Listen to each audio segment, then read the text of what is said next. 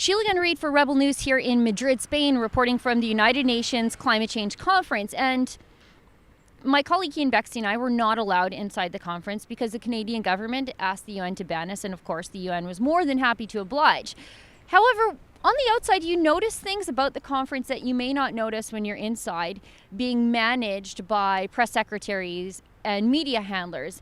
For me, it was the sheer hypocrisy of the United Nations themselves. I want to point out something to you. This neatly groomed hedge behind me is really not a hedge at all. It's actually a fence. And this fence extends the entire perimeter of the conference facility. There's very high security here on the outside of the conference.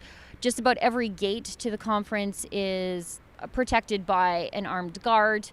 There's police vehicles patrolling the outside of the conference.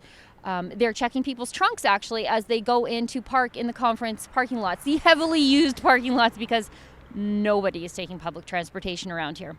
And for me, this is such a strong example of the United Nations hypocrisy. The United Nations repeatedly condemns the state of Israel for protecting their sovereignty and their safety by using, in some places, fences, in some places, armed guards. But it's perfectly fine for the United Nations to use those things to protect their climate change delegates. For Rebel News, I'm Sheila Gunn Reid. I'm here with my colleague Ian Bexty in Madrid, Spain, pointing out all the hypocrisy around the United Nations Climate Change Conference. To see all of our coverage from here on the ground, go to rebelun.com. And if you're so inclined, if you'd like to pitch in to cover the cost to cover our trip here, you can do that too on that website. It's not cheap to tell the other side of the story. You can do that at rebelun.com.